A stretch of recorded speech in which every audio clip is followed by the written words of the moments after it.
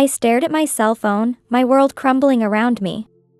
The screen glowed with an image that pierced my heart like a dagger. There they were, my little sister Amelie and my fiancé Emile, wrapped in each other's arms, their faces beaming with joy. The caption read, "Can't wait for our future together." Those simple words felt like a punch to my gut, knocking the wind out of me. I felt my hands trembling, barely able to hold onto the phone. The walls of our home, once filled with love and warmth, now seemed to close in on me. Suddenly, the sound of the front door opening jolted me back to reality. Emile walked in, his face lit up with that smile I once found so charming. Little did he know the emotional storm that was about to hit him. "Emile," I began, my voice quivering but resolute. I held out my phone towards him, the accusatory image glowing between us. "What is this?" I demanded, my heart pounding so hard I thought it might burst. I watched as the smile melted off his face, replaced by a look of shock and guilt. "Renee, this isn't what it looks like," he stammered, his voice a mix of tension and remorse. I couldn't believe my ears. "Not what it looks like?" I repeated, incredulity dripping from every word. "You're embracing my sister, Emile. What else could it possibly be?" He tried to explain, but I could see the hesitation in his eyes as he faced the determination in mine. "It was a mistake," he pleaded, a moment of weakness. "It was wrong." "A mistake?" I whispered, my voice now filled with pain. "You call betraying your fiancée with her own sister a mistake? Really?" As the initial shock subsided, I felt a wave of resolve wash over me. In that moment, I knew what I had to do. "It's over, Emile," I declared, my voice steadier than I felt inside. "There won't be a wedding tomorrow." The next day, I faced another storm, telling my family what had happened. We sat in our spacious living room, the same room where we'd celebrated so many happy occasions. Now it felt cold and alien. My parents and Amelie listened in stunned silence, their faces a mix of disbelief and sorrow. "But Renee," my father began, struggling to find the right words. "Amelie is still young. She's just a child, really. And as for Emile, well, men will be men." I stared at my father in utter disbelief, unable to process what I was hearing. "Dad, are you really justifying their betrayal?" I asked, my voice rising. "Because Amelie is young and Emile is a man? Have you forgotten who they are to me? Amelie is my sister, and Emile was my fiancé." My mother interjected, her voice soft but firm. "Honey, we understand your pain," she said, "but Amelie has always been delicate, needing extra attention." I couldn't believe what I was hearing. "We can't abandon her now," my mother continued. "And about the wedding, everything's already paid for. Like your father said, men are just wired that way. It's in their DNA. You shouldn't let this affect you so much." I felt a bitter laugh escape my lips. "I can't believe what I'm hearing," I said, bitterness seeping into every word. "Take care of Amelie, understand Emile. But what about me? Who's going to take care of my pain and my broken heart? Who's going to understand me?" The argument continued, with my parents trying to balance protecting their younger daughter and offering half-hearted support to their older one. To me, their words rang hollow, echoing in the emptiness of my shattered dreams. Days after the betrayal, I felt like I was drowning in a sea of emotions. Every morning, I'd wake up with a heavy heart, the weight of my family's expectations pressing down on me like a lead blanket. It was as if they wanted me to be the glue holding our fractured family together, even at the cost of my own happiness. After that conversation with my parents, I knew I had to make a decision that would change everything. I had to step away from Amelie, Emile, and the family that had betrayed me. I needed to rebuild my life, piece by piece, far from the pain that was consuming my heart. In those following days, I was caught in a whirlwind of emotions. My daily routine became a constant challenge to keep my composure. Even my work, which had once been my passion, now seemed like an insufficient distraction from the thoughts that plagued me. I remember one afternoon, as I was sorting through papers on my desk, my phone vibrated with a call from my mother. I sighed, already anticipating the topic of conversation as I answered. My mother began with a pleading tone, asking me to talk about Amelie. She said Amelie had been deeply affected by the incident and suggested it might be time for me to forgive. I bit my lip, suppressing my irritation. I couldn't believe we were having this conversation again. I told her that Amelie had made her choices, and I had made mine. Then came the bombshell. My mother revealed that Amelie was pregnant. She claimed it was a sign from God, a sign to keep the family together. She argued that I couldn't abandon Amelie at a time like this. I felt my voice quiver as I responded, asking why I had to be the one to fix things when Amelie hadn't thought about me when she decided to get involved with Emile. There was a moment of silence on the other end of the line. My mother's words stung as she reminded me that I had always been the strongest, that they were counting on me to keep the family together. She told me not to be selfish. I firmly replied that keeping the family together didn't mean accepting betrayal and pretending nothing had happened. I loved them all, but I couldn't do this. My mother sighed and urged me to think about the future, about the baby that was coming. The mention of the baby sent a fresh wave of pain through me. I wished the best for Amelie and her family, but I couldn't be involved in her life, not after what had happened. After hanging up, I felt a mix of relief and sadness. I knew distancing myself from Amelie was the right decision for me, but the pain of rejection from my family still burned. I found myself questioning why I had to be the one to compromise, why my pain wasn't important. Staring at the empty room, I thought about how they kept talking about family, but where were they when I needed them? They wanted me to be the glue holding everything together, but at what cost? In the quiet of my living room, I let my mind wander. Memories of childhood, happy times with Amelie, promises made with Emile, they all seemed like part of a distant past now. I whispered to myself, I'm not the same person anymore. This betrayal has changed everything. It's changed me. I knew I needed a fresh start, away from this small town filled with memories that were once happy but now painful. I needed a place where I could rediscover myself. I needed a place where I could be myself again, free from these shadows that had been chasing me. A place where I could heal and rebuild my life on my own terms. With newfound determination, I made plans to leave, and within a week, I was gone. I was alone, but I was resolved to walk this necessary path for my recovery and peace of mind. Years passed after I left my hometown, years marked by struggle and personal growth. I found solace in my respected job and independent life in the big city. The memories of my past life and those who had hurt me still echoed in my heart, but with less frequency and intensity. On a quiet Saturday morning, the silence was broken by a rare call from my mother. My cell phone rang, and I answered with a mix of hesitation and filial obligation. Mom again? I thought to myself. She asked if I was doing well, her voice cautious as it always was during our infrequent conversations. I replied that I was fine, keeping our exchange brief and superficial as usual.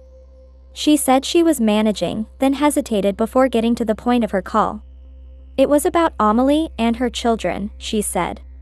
My heart clenched as she told me that Claire and Olivier had started asking questions about me. They had seen old photos and wanted to know who the other girl with their mom was. I felt a pang in my chest. I had never personally met Amelie's children. I asked Mom what she had told them. She said she described their aunt as a loving, successful woman who lived far away and was very busy. But the kids were persistent, especially Claire. Mom said she seemed to have inherited my temperament, always asking questions and wanting to know more about the Aunt Renee she'd never met. I took a deep breath, feeling a whirlwind of emotions. I told Mom honestly that I didn't know how to handle this information, unsure if I could open that door again. She spoke gently, saying she understood but wanted me to know. She reminded me that the children were innocent in all of this. Yes, they are innocent, I murmured thoughtfully. After hanging up, I sat staring into space, my mind whirling. The idea of my sister and ex-fiancé's children, two little ones, growing up with questions about me was something I hadn't considered. I felt bewildered by the complexity of the situation. On one hand, there was the innocence of the children, and on the other, the painful betrayal that still pulsed in my heart. After days of contemplation, I made a firm decision to continue moving forward without looking back. I had been focusing on my career and the new life I'd built for myself. There was no reason to bring that old pain back into my life. But fate, it seemed, had other plans. I was at my office, buried in work, when my cell phone rang with an unknown number. Hesitantly, I answered with a simple hello. The voice that responded sent shivers down my spine. It was a voice I hadn't heard in years. My sister, Amelie, was on the other end of the line. I couldn't believe it, my hand trembling as I held the phone. "How dare you call me?" I said, my voice a mix of surprise and irritation. "Who gave you my number?" Amelie's voice was thin and hesitant as she explained that our mother had given her my number. I felt betrayed all over again. I had specifically asked Mom not to share my number. My heart was racing as I curtly asked what she wanted. Then came the bombshell: Emile had been in an accident. He was gone. I felt the ground disappear beneath my feet. Despite everything, the news hit me like a sucker punch to the gut. Amelie's voice cracked as she continued, telling me she was alone now, completely alone with the children. She didn't have money for food, let alone a funeral. She was begging for my help, her voice trembling as she cried openly. She sounded desperate, saying she wouldn't have called if it wasn't an emergency. Before I could process this information and respond, my phone beeped with another incoming call. It was our mother. Almost unconsciously, I ended the call with Amelie and answered Mom's call. Mom's voice was filled with anger and deep sadness as she asked if I'd heard about Emile. She told me it was time to let go of my stubbornness. Her words hit me like a slap. "Emile is dead, Renee. It's time to kill that selfish pride of yours too." I felt a whirlwind of emotions, anger, sadness, and guilt all mixed together. "Mom, this isn't about stubbornness," I said, my voice tight. "This is about family." Mom's voice was full of accusation as she reminded me that my sister needed me now more than ever. She asked if I was really going to turn my back on my sister and her children in their time of grief. I hung up the phone, feeling suffocated by the pressure and expectations. In my mind, my sister's and mother's words were mixing with painful memories from the past. Emile's betrayal and death, Amelie's betrayal, and now the vulnerability of two innocent children. I was facing a moral and emotional dilemma that felt impossible to navigate. I knew that helping Amelie and her children meant reopening old wounds, but ignoring their suffering didn't feel right either. I kept asking myself how much my own pain could justify refusing to help. Tormented by guilt and inner doubts, I made the decision to return to my hometown. With each mile I drove, I berated myself. "Am I being selfish?" I muttered, trying to justify my decision. "They're just children. They're innocent in all this." The familiar streets of my childhood felt like a journey through time, each turn stirring up memories I tried so hard to bury. When I arrived, I headed straight to my parents' house, my heart pounding like a drum in my chest. The reunion with Amelie was far from warm, no embraces, no tears of reconciliation. Just a tense silence and averted gazes. Amelie showed no signs of remorse. Instead, she seemed to view my presence as some kind of victory. "So you finally decided to show up," she said, her voice dripping with cold bitterness. "I thought your pride wouldn't allow it." I swallowed hard, feeling a wave of conflicting emotions wash over me. "I'm here for the children, Amelie," I managed to say. "They shouldn't suffer any more than they already have." "Oh, right. For the children," Amelie responded with a forced smile. "Well, since you're here, you can help with the funeral arrangements. It's the least you can do, after all." The atmosphere in the house was suffocating, every conversation feeling like an emotional battle. Each glance from Amelie felt like a reminder of my pain and betrayal. During the funeral preparations, I observed my niece and nephew from a distance. Claire, the older one, seemed confused by all the commotion. Little Olivier, on the other hand, played innocently, unaware of the gravity of the situation. Watching them, I felt a tightness in my chest, lamenting the circumstances they found themselves in. My interactions with Amelie during this time were strictly functional and cold. There was no room to discuss the past, just the necessary work to prepare for the funeral. Amelie maintained an attitude that I was merely fulfilling an obligation, showing no gratitude or recognition for my efforts. At night, I would lie down exhausted, torn between the relief of helping and the frustration of not being acknowledged. Amelie's indifference cut deep, like a knife twisting in an old wound. The day of Emil's funeral arrived, a somber affair thick with a sense of loss and devastation. I observed from a distance, noting the small number of friends and family in attendance. The atmosphere was heavy, each face a mirror reflecting grief, shock, and in some cases, hidden relief. During the funeral, I couldn't help but notice Claire and Olivier trying to make sense of what was happening. Their confused innocence was palpable as they looked around, clearly not fully grasping the somber purpose of this gathering.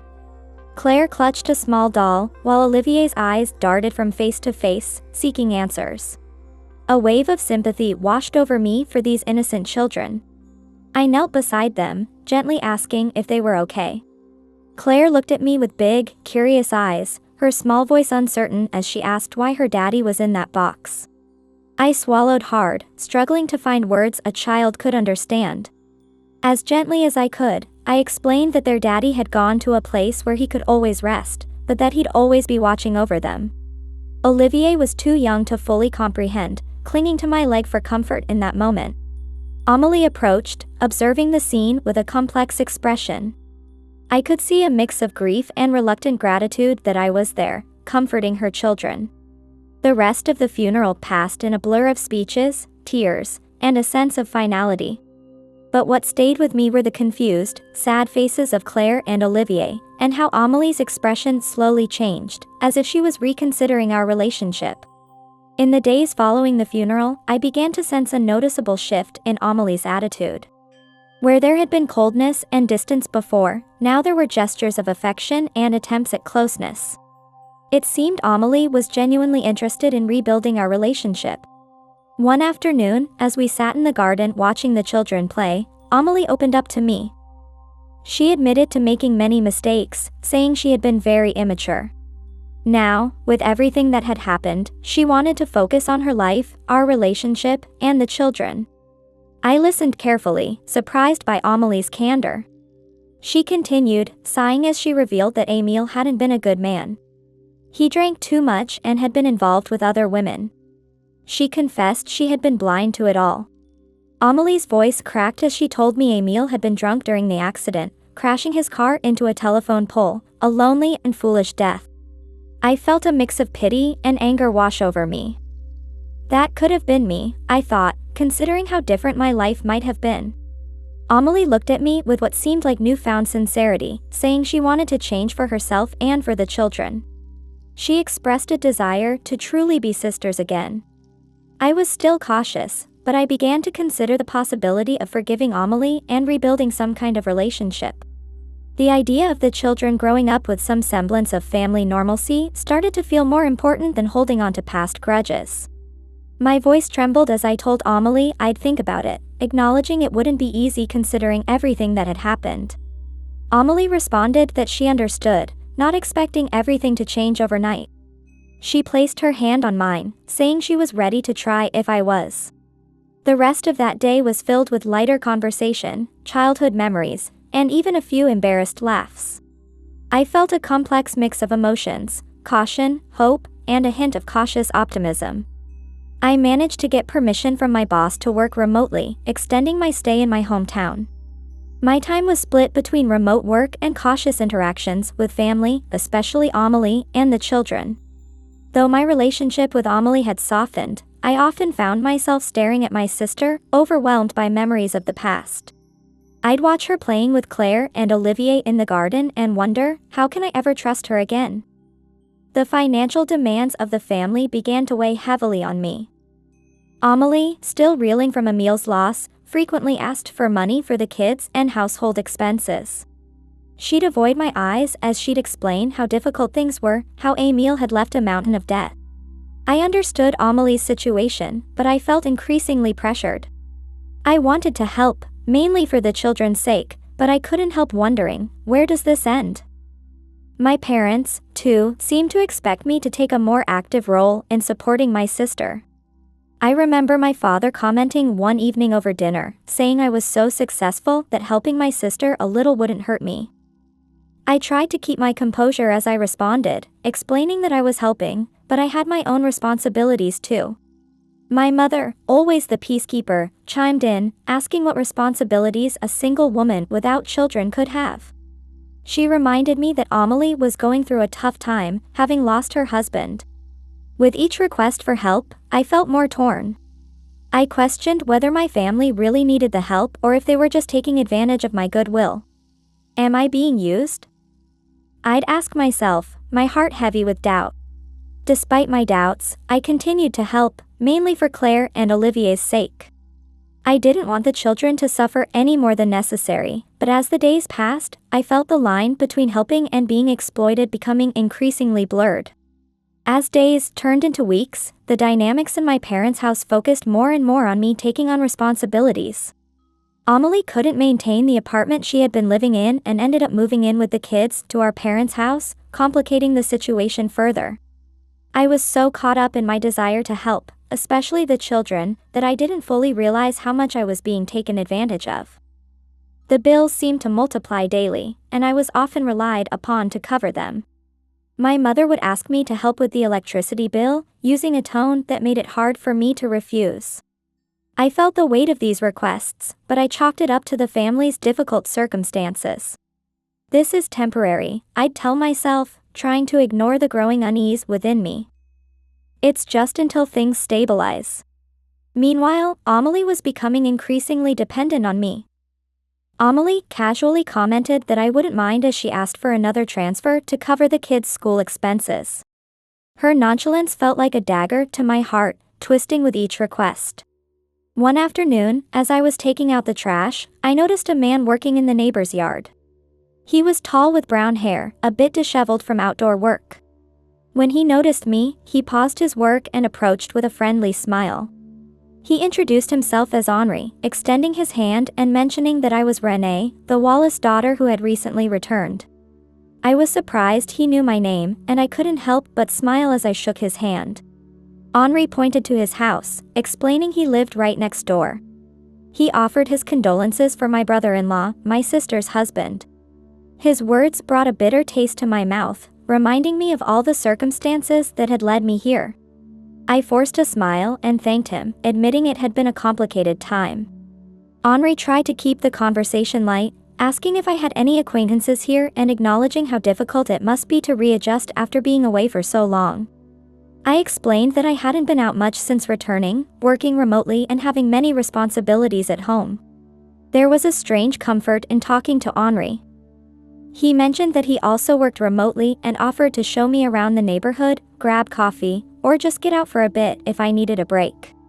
His encouraging smile was like a breath of fresh air in the stifling atmosphere I'd been living in. I found myself smiling at the idea, genuinely attracted to the prospect. I thanked Henri, telling him I might take him up on that coffee invitation someday.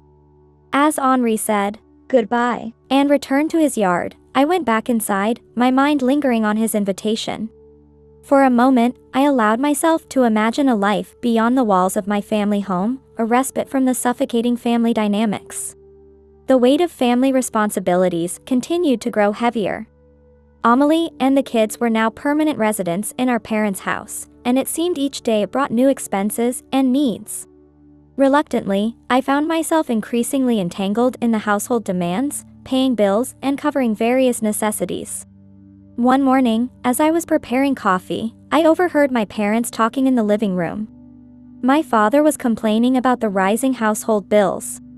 My mother sighed and responded that at least they had me, with my good job and lack of other responsibilities. Hearing those words, I felt a mix of frustration and sadness wash over me.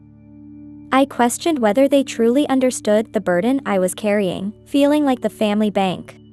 I stepped out onto the terrace, trying to escape the whirlwind of emotions swirling inside me. The fresh air hit my face, a stark contrast to the stuffy atmosphere of the house. As I sat there, I saw Henri passing by our house. He noticed me and approached with that friendly smile of his, asking how I was doing. I was surprised but secretly relieved for the interruption. I forced a smile, telling him I was fine, just a bit overwhelmed with work and other things. Henri, bless his heart, suggested I come over to his place for coffee, saying a change of scenery might do me good. I hesitated for a moment, but then thought, why not? It did sound like a wonderful idea. Sitting in Henry's kitchen, sipping coffee, I felt myself relax for the first time in weeks. We chatted about music, movies, and life in general. Henri was a good listener, with a calm demeanor that put me at ease. I found myself curious about his life, asking if he'd always lived here. He explained he'd moved here a few years ago, getting a good deal on the house.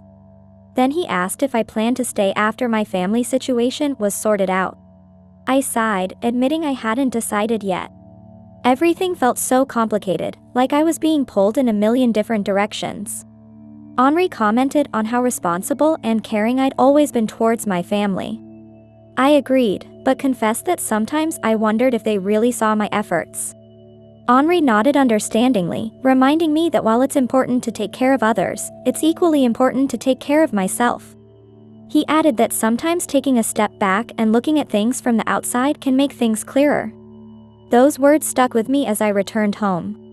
I began to question whether shouldering so much of the family's responsibilities was really the right thing to do.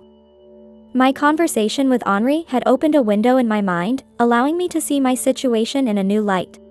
And I found myself wanting to see him more often. Before I knew it, I was occasionally going out with Henri, a stark change from my previous constant availability for my family's needs. One afternoon, as I was in the kitchen, Amélie and my mother came in with a shopping list. My mother asked if I could go to the market for chicken and other necessities for dinner. Amélie chimed in, reminding me not to forget dessert, as the kids always looked forward to it after dinner. I hesitated, remembering I had already made plans with Henri for that evening. With a deep breath, I told them I had plans to go out with Henri, suggesting they could go to the market themselves or ask Dad to go with them. The disapproval on my mother's face was as clear as day. She frowned, her voice dripping with judgment as she commented on how much time I'd been spending with Henri lately. My father, overhearing the conversation, entered the kitchen.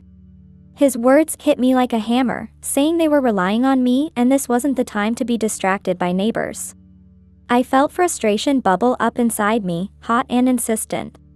I reminded them that I had a life too, that I couldn't always be available for household matters. The silence that followed was thick with tension, you could have cut it with a knife. My mother sighed, her words a thinly veiled guilt trip about not wanting me to forget my family. She suggested this new friendship might be pulling me away from them. The accusation in her voice was clear as she pointed out I was choosing dinner with a stranger over family. Their eyes, full of reproach, bored into me like lasers. Later that evening, I found myself at dinner with Henri, feeling a strange comfort in sharing my situation with him. His eyes lit up as he suggested we take a trip, maybe to the beach or exploring that mountain trail I'd mentioned wanting to see. He insisted I needed a real break, away from everything. I couldn't help but smile at the idea, it sounded like a dream. I could almost feel the sea breeze on my face or imagine the crunch of leaves under my feet on a mountain path.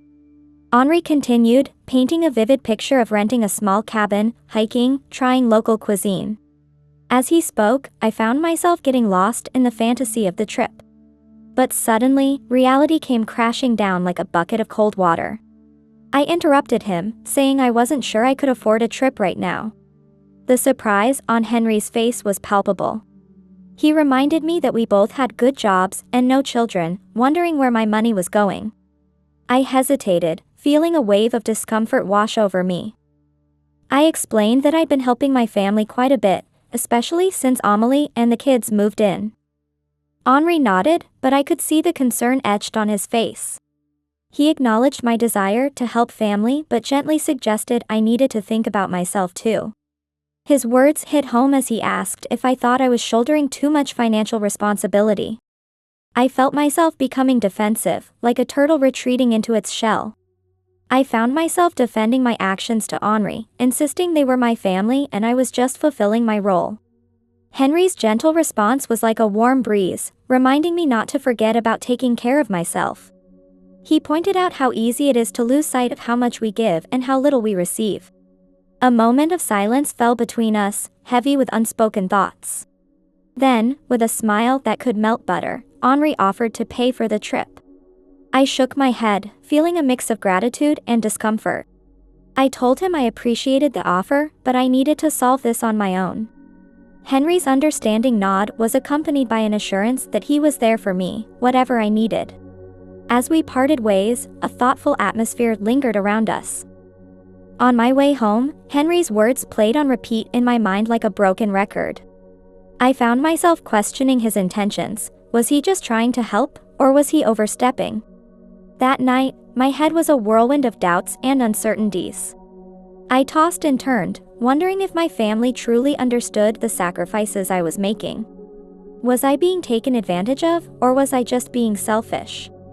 I woke up earlier than usual the next morning, last night's conversation still echoing in my thoughts. I tried to reassure myself that I was doing the right thing by helping my family. They needed me now, I told myself, ignoring the nagging voice of doubt. As I was getting ready to start my day, I heard voices coming from the living room. My mother and Amelie were talking in hushed tones, their voices laced with urgency and concern. Curiosity mixed with a tinge of unease as I quietly moved closer to hear better. Amelie's voice, filled with anxiety, reached my ears first. She was telling Mom that if I continued seeing that neighbor, I might eventually leave them. My mother's calculated response sent chills down my spine. She agreed, saying they needed to keep me focused here, with them. She mentioned how much of a financial help I had been. Amelie continued, suggesting they needed to make me feel needed and indispensable. She worried that if I started thinking too much about myself, their source of money might dry up. My mother's conspiratorial tone made my blood run cold as she suggested creating more financial emergencies to keep me hooked. All while they continued to save money. My heart started racing, and I felt a knot forming in my stomach. Their words cut like knives, revealing a truth I hadn't wanted to see. I had been manipulated and used by my own family. Amelie added, worry evident in her voice, that the more I got involved with Henri, the riskier it became for them. She feared he might plant ideas in my head, making me see the situation from a different angle. Trembling from this revelation, I quietly retreated. I felt a whirlwind of emotions, sadness, anger, and betrayal swirling inside me like a tempest. Henry's words echoed in my mind, and I realized with a heavy heart that he had been right all along. I was being exploited, my family interested only in what I could provide, not in my happiness. That day, I watched Claire and Olivier playing in the garden, their laughter and shouts filled with the innocence and joy unique to childhood. My chest tightened as I observed them, knowing I was about to make a decision that would forever change my relationship with them. I reflected on the painful, undeniable open wound of truth about Amelie's manipulation and my mother's complicity. Amelie will never change, I thought to myself, a bitter taste in my mouth. And Mother will always protect her baby, her eternal child, no matter what happens. The pure smiles of my niece and nephew, oblivious to the adult's malice, struck a chord deep within my soul. I knew that by removing myself from this toxic environment, I would also be distancing myself from them. They're just innocent children in this situation, I thought, feeling a profound sadness wash over me. I approached them, crouching down next to Claire. "That's a beautiful drawing, Claire," I said, trying to keep my voice steady. Claire looked up at me with a beaming smile that nearly broke my heart. She told me the drawing was for me because she wanted me to be happy. I hugged Claire tightly, fighting back tears that threatened to spill over. Then I turned to Olivier, who came running and threw his arms around me. His eyes sparkled as he asked if I would play with him too. "Of course, Olivier," I replied with a smile that barely masked my pain. As we played together, tears silently rolled down my cheeks. I knew I was quietly saying goodbye to them, a heart-wrenching decision, but a necessary one. I could no longer stay in that house, living in lies and being exploited by the very people I was supposed to love and protect. That night, after hours of soul-searching, I decided to call Henri. My heart pounded like a drum as the phone rang. When he answered, I took a deep breath before speaking.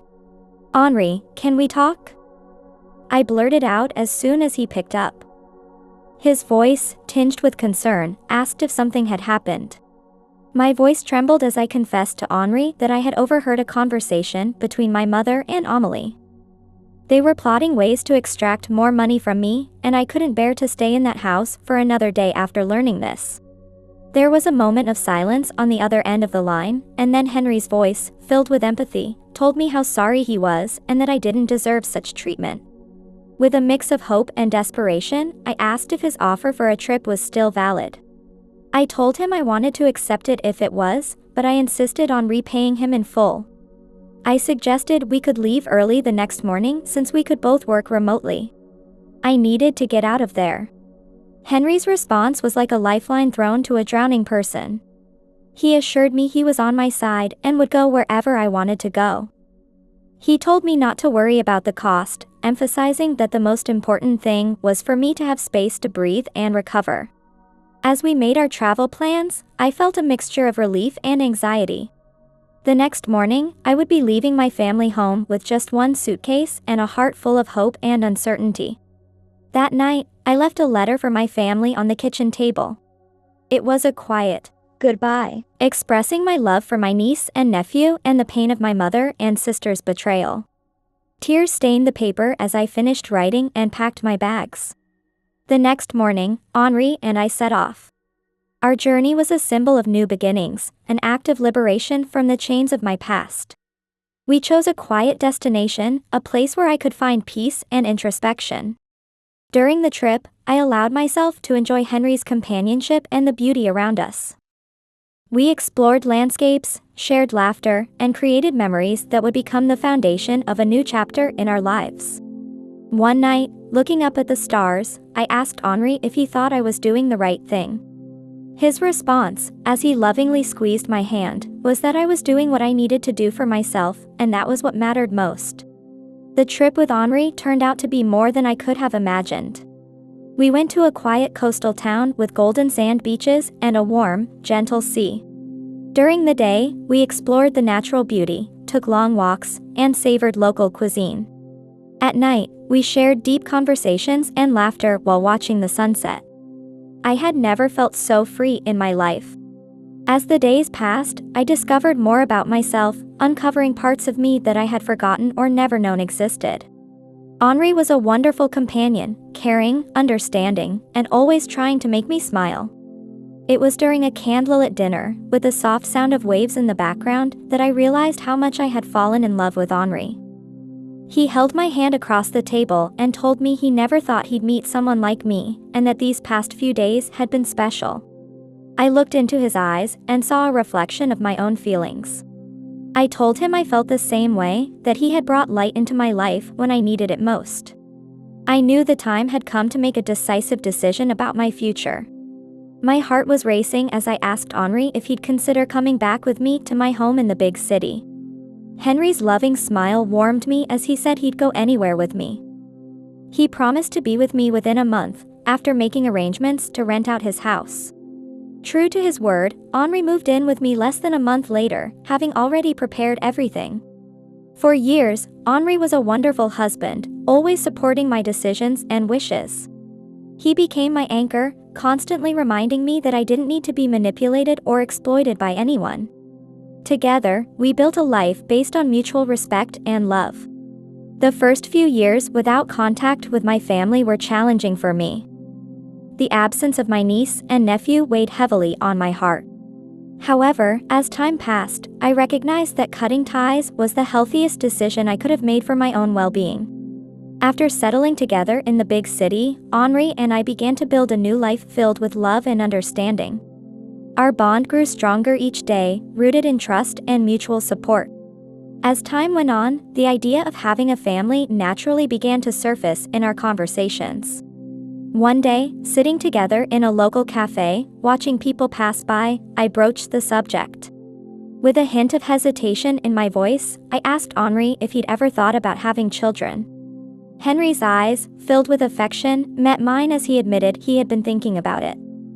He said he could imagine having a family with me and that he thought I'd make a wonderful mother.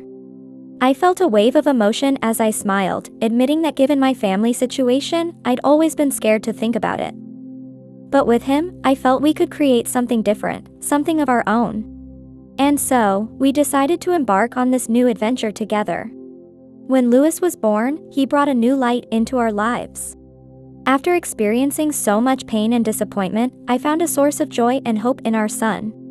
With Henri by my side, I felt stronger and more complete than ever before. Years later, Henri and I were raising Louis in a home filled with love and joy. One afternoon, as I was looking through an old photo album, Louis approached me with childlike curiosity in his eyes. He pointed to an old photo of me and Amélie and asked if I had a sister. I slowly closed the album, looking at my son with a mixture of sadness and love. I told him no, that she had passed away a long time ago. I knew the answer wasn't literally true, but to me, the sister I once knew and loved had vanished, replaced by a stranger I could no longer recognize. I looked up and saw Henri lovingly preparing something in the kitchen. With him, I had found a new home, a new family. Love, honesty, and support were the foundation of everything we had built together. In that moment, despite all the pain and loss I had experienced, I realized I had found my true place in the world. With Henri and Louis by my side, I felt complete. If you enjoyed this story, please hit the like button and subscribe to our channel. This helps us continue providing new stories almost daily. Don't miss another amazing story now showing on your screen. Thank you for your support. See you next time.